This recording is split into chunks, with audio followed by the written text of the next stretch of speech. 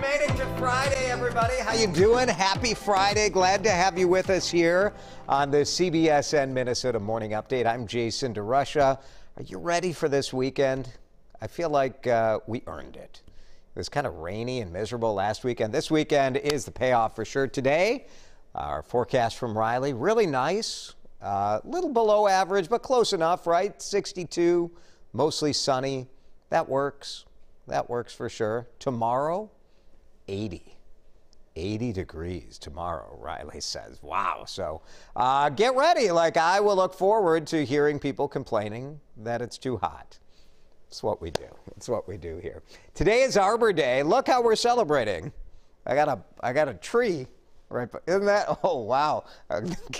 Slow zoom in. Isn't that a beaut? Yeah. I'm actually, I was making fun of Arbor Day a little bit, you know, because of your holidays, like, where would you put Arbor Day? Top 15, maybe? I love trees. We have trees all over our yard. And on the morning show, as sort of an homage to Barbara Walters, I asked my team, Heather and Riley, if they were trees, what kind of tree would they be? And Lisa Kramer here tweeted out a visual representation of the answers. There's Riley, the magnolia, Heather, the autumn blaze maple, because she's so showy, just wants to be that bright, bold red. And Riley said I would be something prickly, like an evergreen. You know, I mean, evergreen. I'm here for you every day, right? Some of these trees, your magnolia, it's bright, it's flowering, it's enjoyable for a couple of weeks. And then what? Not the evergreen, not the evergreen, the old trusty. That's what I am. So we thought we would be kind of silly and have a little fun this Friday and ask you, if you were a tree, what kind of tree would you be? Some of you are very particular. Maybe you'd be a bonsai tree. And some of you might be an artificial tree, like this one. So let us know what you think and why. We want to hear why. What kind of tree would you be? Let's have some fun in the comments. We'll share some in just a minute. Want to update you on a story that WCCO learned about yesterday, and we've been updating for you all day. And this is the chance that the former Minneapolis police officers involved in the death of George Floyd could end up in prison for the rest of their lives.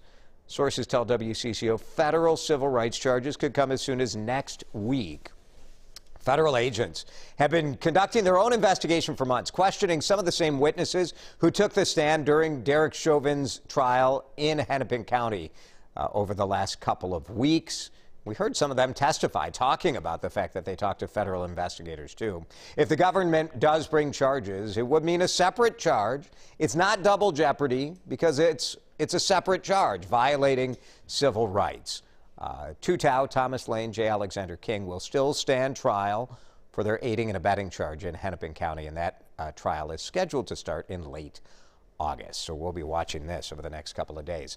COVID-19 pandemic has made this school year a constant learning curve for students, teachers, and families. Prom is coming up. Some schools in Maple Grove, they had their prom last weekend, but state health officials are sharing this message. We know that for many, prom and graduation include not only the formal events, but also parties and other get-togethers either before or after the main events. It's very important that people organizing or attending these less formal gatherings take care to limit the risk of spread.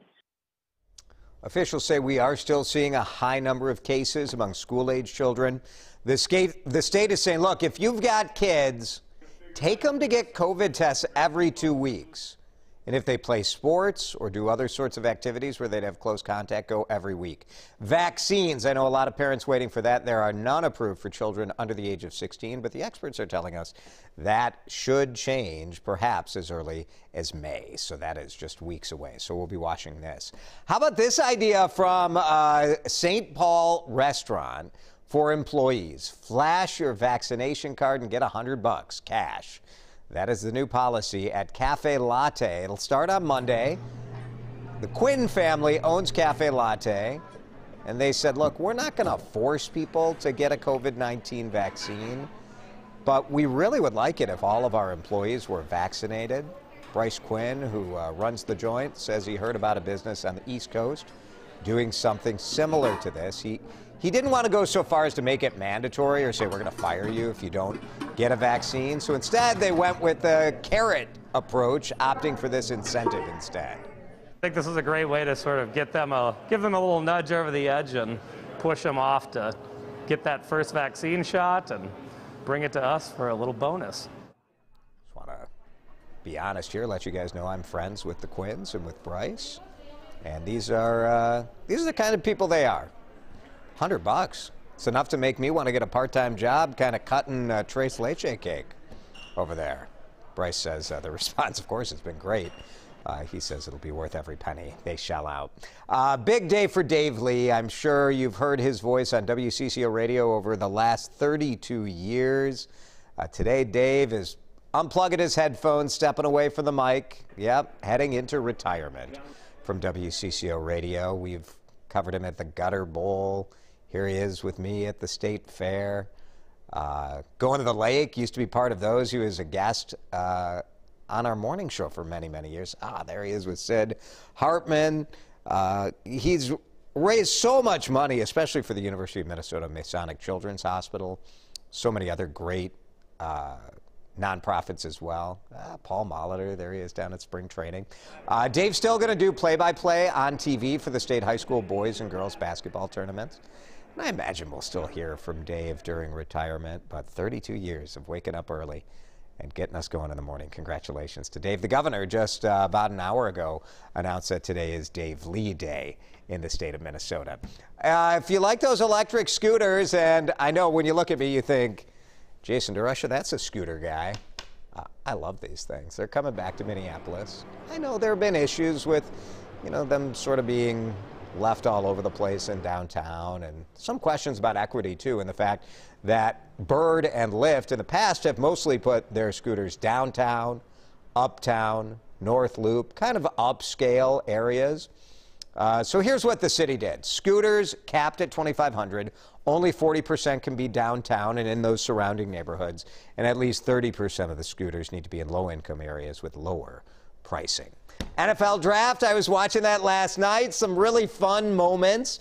Of course, a nice Minnesota connection as the Marshall, Minnesota quarterback got drafted 3rd. That was cool. And the Vikings, we knew they were going to do something, and they made a trade to get from the 14th pick down to 23. And they say, of course, that they got the same guy they would have picked if they picked higher. Sure. Are they telling the truth? Are they not? Who knows? But here's who they got. A little protection for the quarterback. So that's cool. Here was the trade. We traded with the Jets. So they took our pick, and we gave them a 4th-round pick. And we moved down to 23 and then got 2 picks in the 3rd round. So the 66 and 86. And the Vikings saying they may use those 3rd-round picks. I think right now they have 4 3rd-round picks. They may use some of those to trade into the 2nd. Here's the biggest story in Wisconsin today. Aaron Rodgers might want to be leaving the pack. ESPN reporting Aaron Rodgers, he's not happy in Green Bay, and he doesn't want to come back. Now he's under contract. The Packers are saying they're not going to trade him. 3 different members of the Packers front office have actually visited him to try to talk it out. But if you're Aaron Rodgers, what's there to talk out? If it is true that the Packers tried to trade him in the offseason, you're like, what? What's there to talk about? You wanted to get rid of me. You couldn't, so you're stuck with me. So here we are. All right. I feel for you. If you're a Packer backer, some of our friends in Hudson and New Richmond, I'm sorry. You've been through this before. But you also have won a lot, so you got that going for you. Here in Minnesota, we have our own issues, right? Okay, let's talk about trees. That is today's talker, Arbor Day. Kevin would be a ficus. They're intriguing, but mostly just fun to say. I'm with you, Kevin. We've got a ficus at home. It's enormous. Huge ficus tree. Cool, I like it. Thank you. Let's see the next one. Here's Katrina. I'd be a palm tree so she could transplant south. Katrina, I hear that, right? Yeah, nice warm weather. Linda would be a lemon tree. That way she would always have lemons for her cocktails. Excellent. Very good, Linda.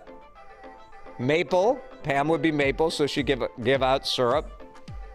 That's, you know, I've got 2 maple trees in my backyard. I don't think enough sap to make much syrup. Ooh. Devin would be a sequoia tree. Those are majestic and mighty. That's just like you, I'm sure, Devin. Thank you. Our homage to Barbara Walters on this Arbor Day. If you were a tree, what kind of tree would you be? And Jackie Martin says walnut, because I'm kind of a nut. Very good. Thank you, guys. Hey, plant a tree today. We read a story. Heather Brown did a good question on how cities decide to plant trees and where they decide to plant them. You can check that out at WCCO.com. It's pretty interesting. But the tree experts, the foresters, say they'd like you to go plant trees really in your own home. We said that they would like you to plant a tree, come out next to them. I think they would find that very annoying. Don't just start, hey, your tree looks good. I'm going to plop that one in. So have a great weekend. Enjoy it outside. We'll see you back here Monday for another CBSN Minnesota Morning Update.